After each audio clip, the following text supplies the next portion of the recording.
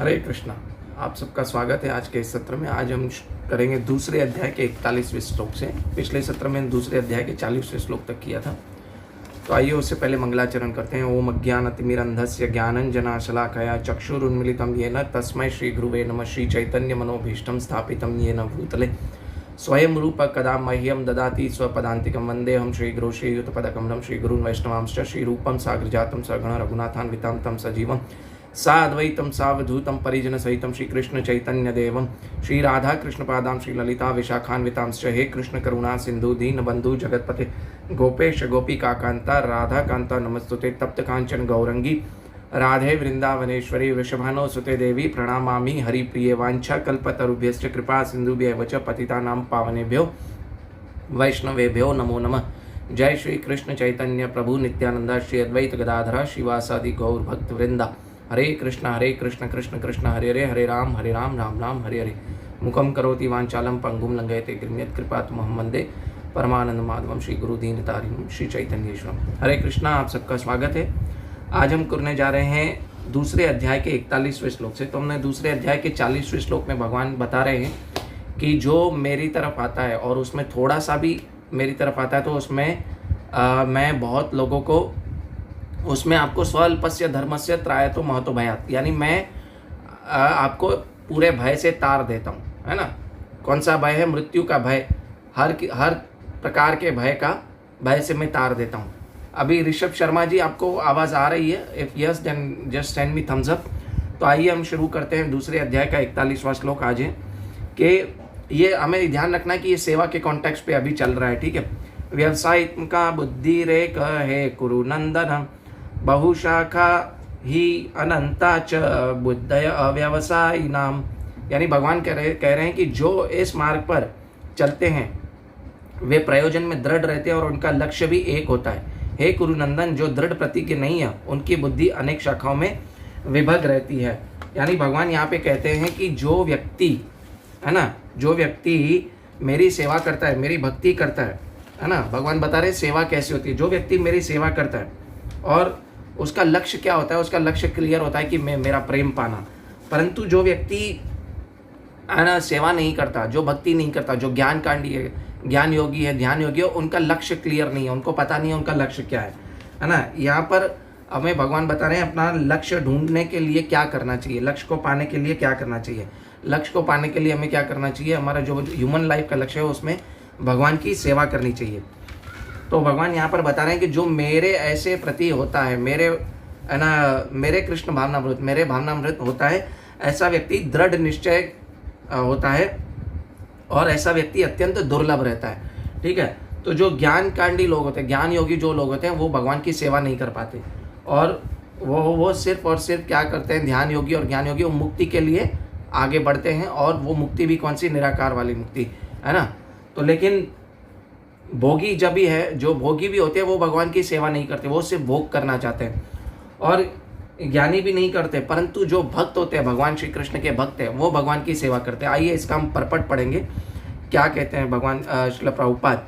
यह दृढ़ श्रद्धा की कृष्ण भावनामृत द्वारा जीवन की सर्वोच्च सिद्धि प्राप्त कर सकेगा, व्यावसायिक बुद्धि कहलाती है। श्रद्धा का अर्थ है कि किसी अलौकिक वस्तु में अटूट विश्वास। जब कोई कृष्ण भावनामृत में लगा हो तो उसे परिवार, मानवता या राष्ट्रीयता से बंध कर कार्य करने की आवश्यकता नहीं होती है। आपको आवाज़ नहीं आ रही है? एक मिनट, आई होप अभी आ रही होगी, बिकॉज मेरा यहाँ से तो पूरा सिस्टम ठीक है।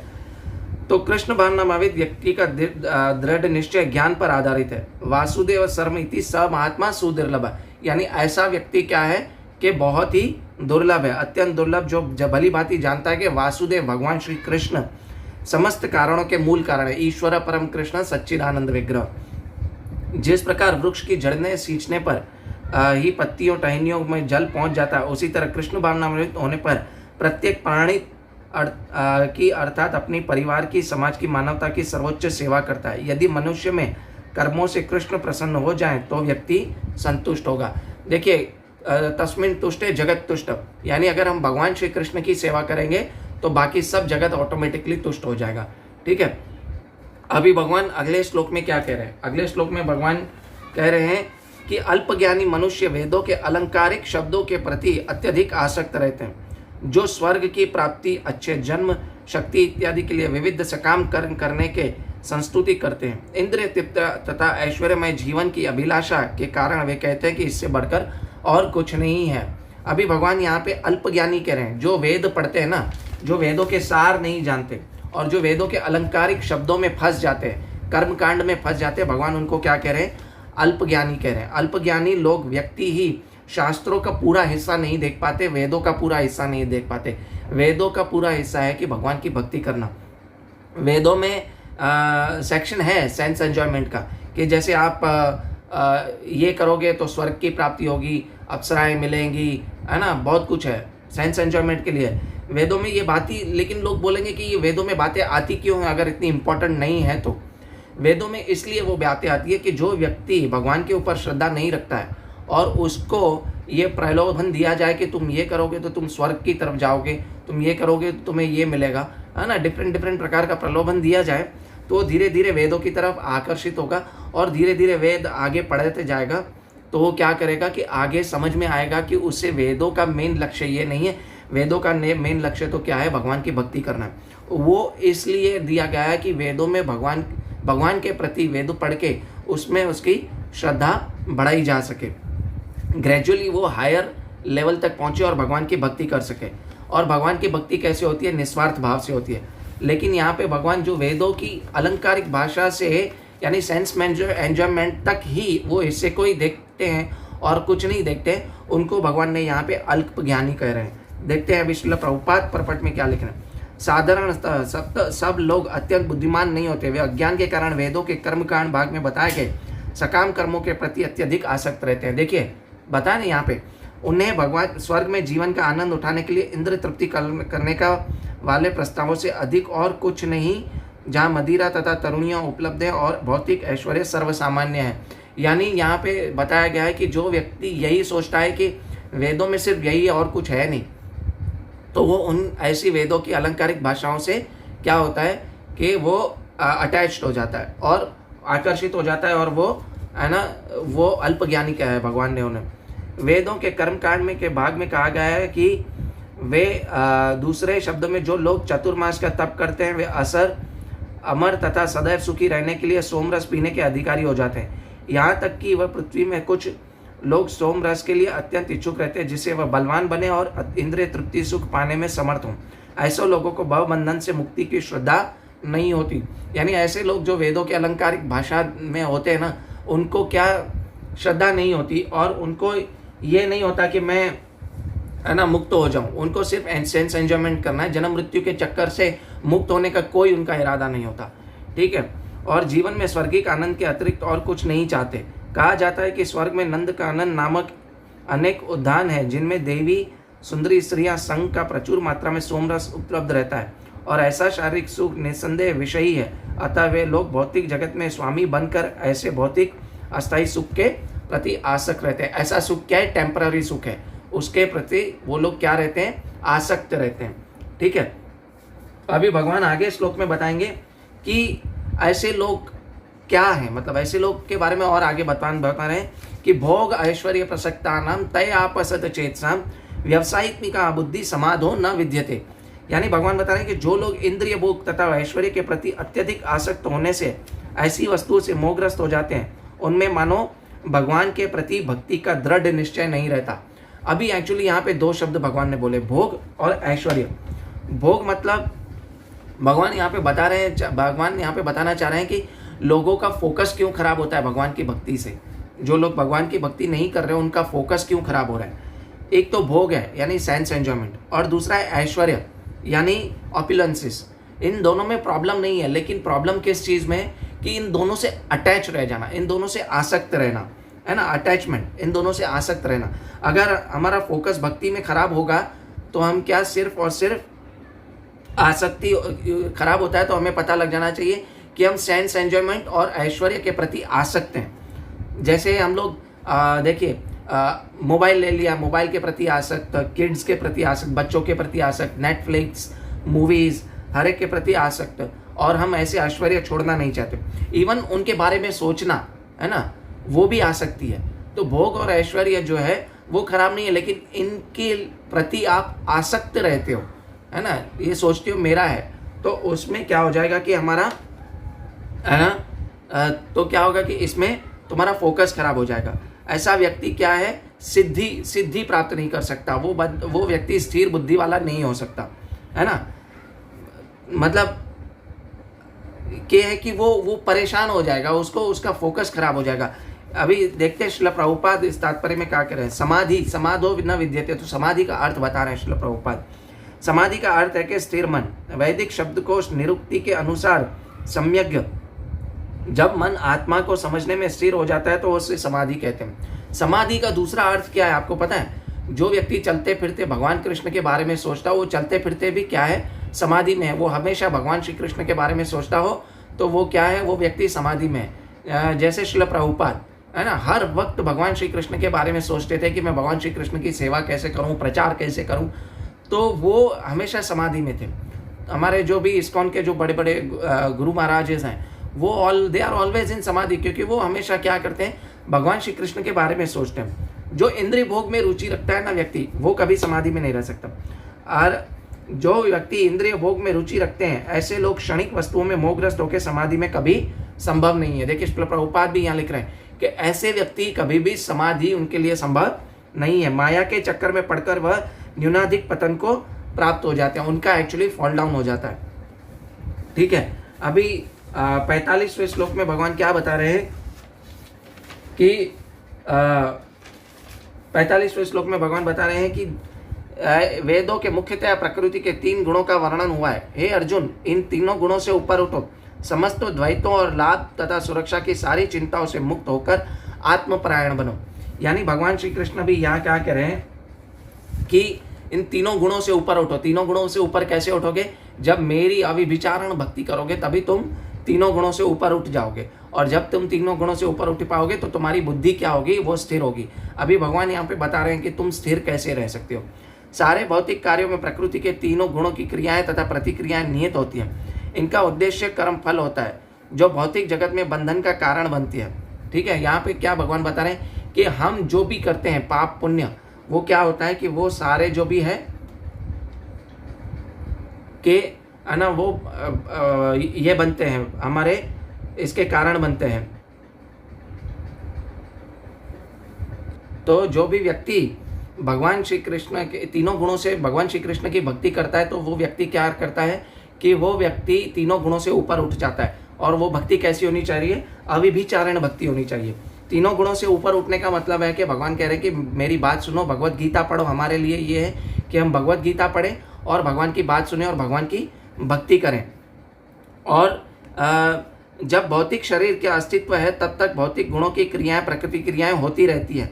और मनुष्य को चाहिए कि सुख या दुख, शीत ग्रीष्म जैसी द्वैतों सहन करे और इस प्रकार हानि तथा लाभ की चिंता से मुक्त हो जाए। हानि प्रकार चिंता के लाभ से मुक्त होना और सुख दुख से मुक्त होना, गर्मी सर्दी से मुक्त होना, मतलब उसमें विचलित नहीं होने का मतलब है कि हर समय हम भगवान श्री कृष्ण को याद रखें।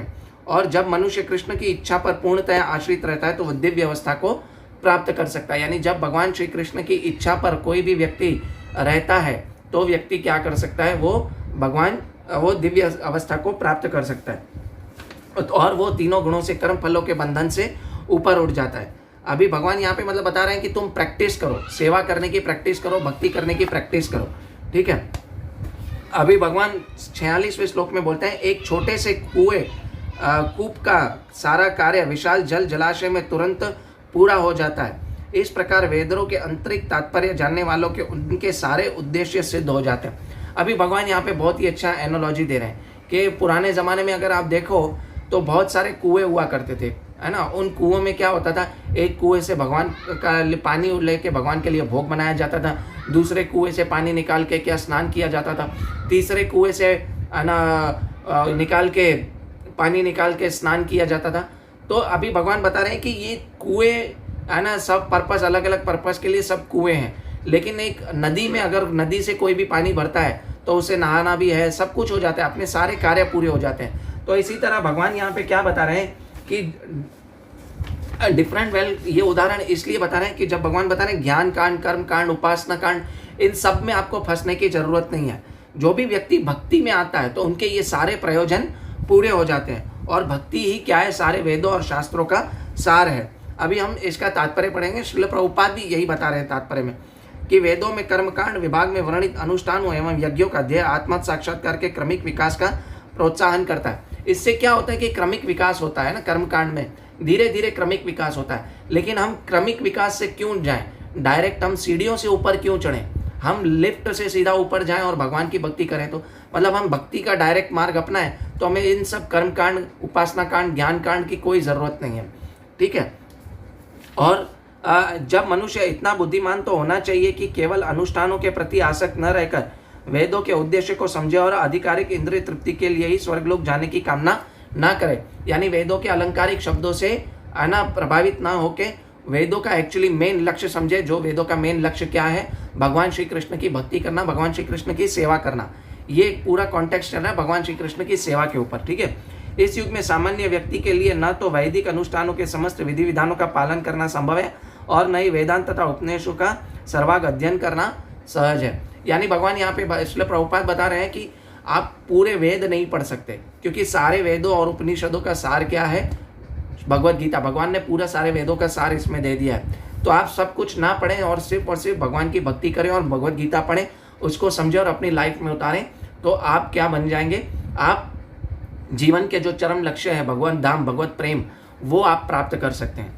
ठीक है। और आपको इन कर्म कांड, ज्ञान कांड और उपासना कांड में फंसने की कोई ज़रूरत नहीं। आप डायरेक्ट भगवान की भक्ति करके आप सारे प्रयोजन पूरे कर सकते हैं। वह इसलिए भगवान ने इस श्लोक में क्या वो जलाशय और कुएं वाला एनोलॉजी दिया है। ठीक है।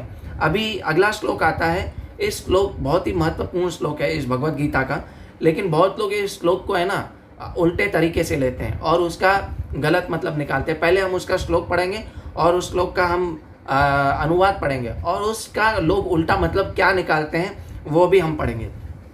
कर्मण्यवाधिकारस्ते मा फलेषु कदाचिन मा कर्म फल हेतुर्भुर्मा ते संगस्तोत्पकर्मणि। यानी तुम्हें अपना कर्म कर्तव्य करने का अधिकार है, किंतु कर्म फलों के प्रति तुम अधिकारी नहीं हो। तुम न तो अपने आप को अपने कर्मों फलों को कारण मानो और न ही कर्म न करने के कभी आसक्त हो।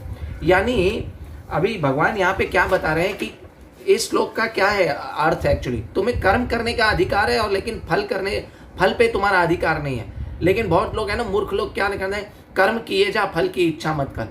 अरे तुम फैक्ट्री खोलोगे तो तुम पहले प्रॉफिट के बारे में सोचोगे ना। तुम एग्जाम में जाओगे तो तुम रिजल्ट के बारे में सोचोगे क्या है। ठीक है। लेकिन यहाँ पे भगवान ने बोला है कि रिजल्ट के बारे में सोचो भी नहीं और इच्छा मत करो।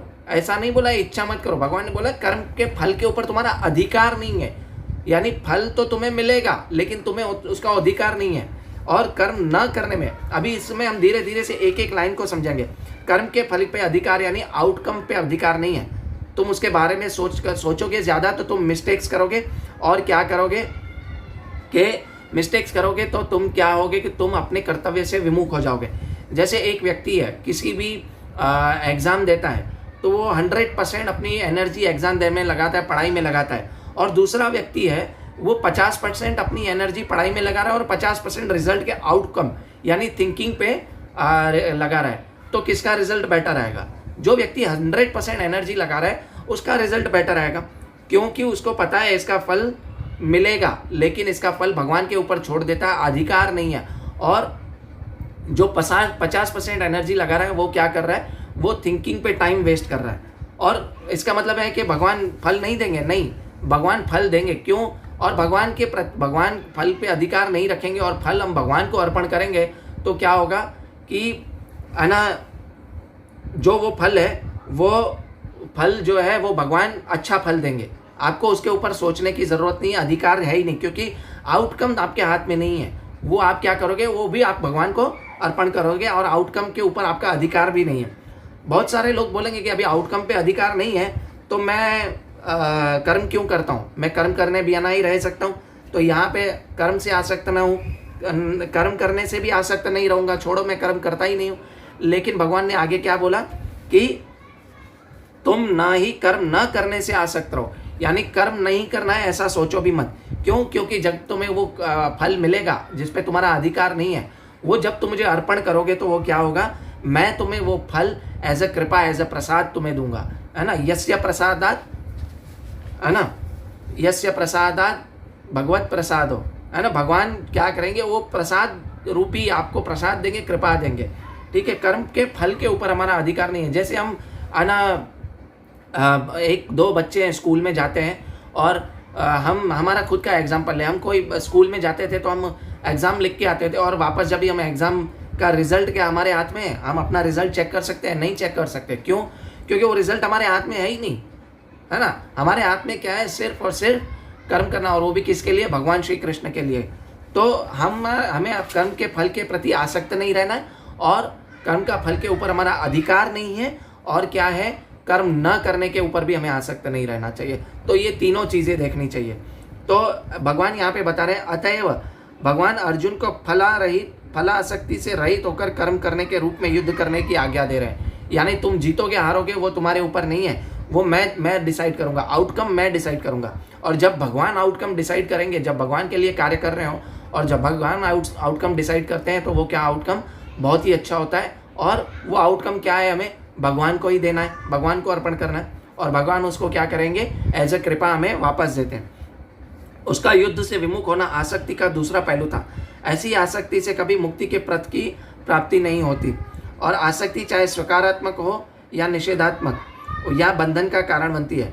अकर्म पापमय है, अतः कर्तव्य के रूप में युद्ध करना ही अर्जुन के लिए मुक्ति का एकमात्र कल्याणकारी मार्ग था। यानी कर्तव्य के रूप में भगवान जो बोले वो करें तो वो मुक्ति का मार्ग हो जाता है। अभी भगवान आगे बोलते हैं कि हे अर्जुन, जय तथा पराजय की समस्त आसक्ति त्याग कर संभाव से अपना कर्म करो, ऐसी समता योग कहलाती है।